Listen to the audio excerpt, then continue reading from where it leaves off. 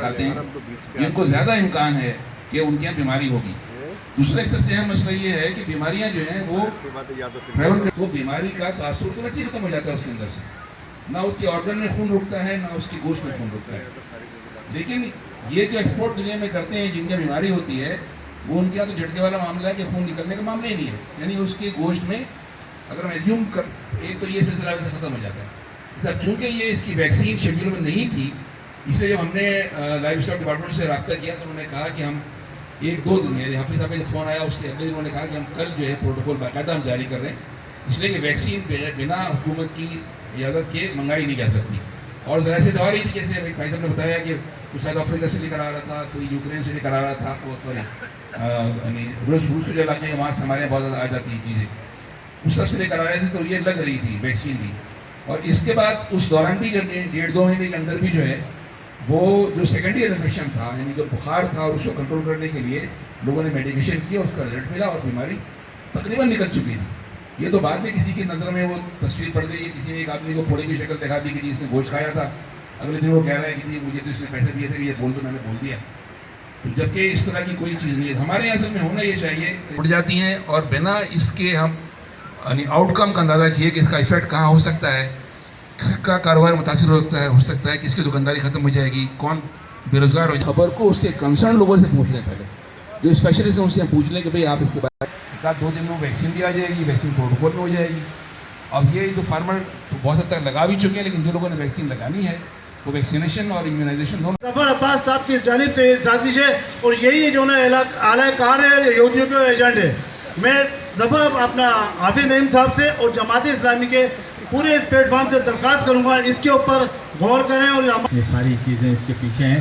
بہرحال یہ سارا موقف ہر فرد کا ہو سکتا ہے اور حافظ صاحب تو اپنی گفتگو میں ساری بات کو انشاءاللہ رکھیں گے. آدمی کو اس کا حق حاصل ہے کہ وہ اپنی رائے قائم کرے لیکن کیونکہ ہم یہاں پر جماعت اسلامی کے پلیٹ فارم سے موجود ہیں تو افراد کے نام نہ لیے جائیں تو بہتر ہے. اور ظاہر دل کا حال اللہ جانتا ہے کہ کون کس وجہ سے اس کام کو کرتا ہے.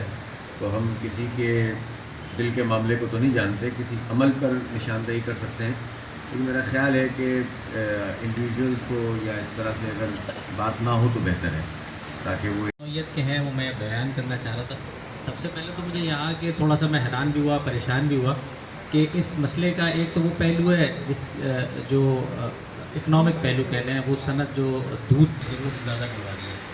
بہرحال بچوں کا ڈاکٹر ہوں اور میرا خیال ہے کہ پروفیسر ریحان صاحب نے ڈاکٹر ذیشان انصاری نے بڑی تفصیل سے بتا دیا. ہم بچوں کے ڈاکٹر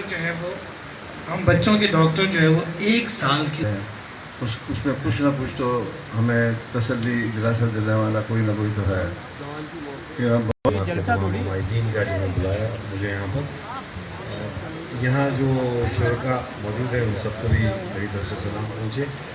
میرے ڈاکٹر دوستوں نے اس طرح کا ایک میٹنگ منعقد کی جا رہی ہے اور میں کیونکہ ایکسپرٹ اس کا نہیں ہوں میں سرجن ہوں میں نے جو ہے وہ انفیکشس ڈیزیز والے سارے دوستوں سے رابطہ کیا اور اس بارے میں تفصیل مقدم کرتا ہوں کہ آج آپ جماعت اسلامی کے دفتر ادارہ نور حق میں تشریف فرما ہیں.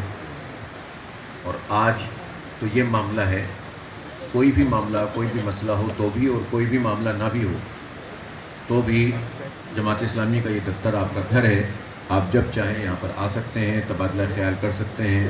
اس شہر کے لیے اس ملک کے لیے دین کے لیے کوئی بھی کنٹریبیوشن ہم سب مل کر کچھ کر سکتے ہوں تو یہ دفتر الحمدللہ سب کا مرکز ہے اور آپ کا گھر ہے. آپ جب چاہیں تشریف لا سکتے ہیں.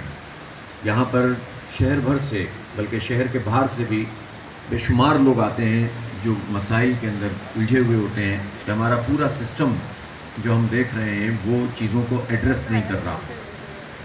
عدالتوں میں انصاف نہیں ہوتا بھی ہے تو اتنا تاخیر سے ہوتا ہے کہ اپنی وقت کھو دیتا ہے. بہت بڑے پیمانے پر تو لوگوں کو عدالتوں کے اندر رسائی ہی حاصل نہیں ہے. وہ جائیں کیسے اتنے پیسے کہاں سے وہ حاصل کر سکیں. دوسری بات یہ ہے کہ حکومتوں کا کام ہوتا ہے ان کے اداروں کا کام ہوتا ہے کہ وہ لوگوں کو سہولت فراہم کریں. یہ ایسا اور یہ نقصان ہمارا قومی نقصان ہے. لیکن آج تک کی تاریخ میں نہ وفاقی حکومت اور نہ سندھ حکومت اس نے کوئی واضح طور پر سامنے آ کر کوئی ایک ایسا سیشن کیا ہے جس کے نتیجے میں یہ یہ جو ابہام ہے یہ دور ہو سکے. اور جو ہے وہ اس کی ایکسپورٹ ہے. ظاہر ہے کہ یہ بہت کم ہے ہمارے ہاں. تو یہ کتنی بڑی کروڑوں اربوں روپے کی اکانومی ہے ہر مہینے کی, کہ جس میں ہم سب جو ہے وہ موجود ہوتے ہیں. اذان سنیں.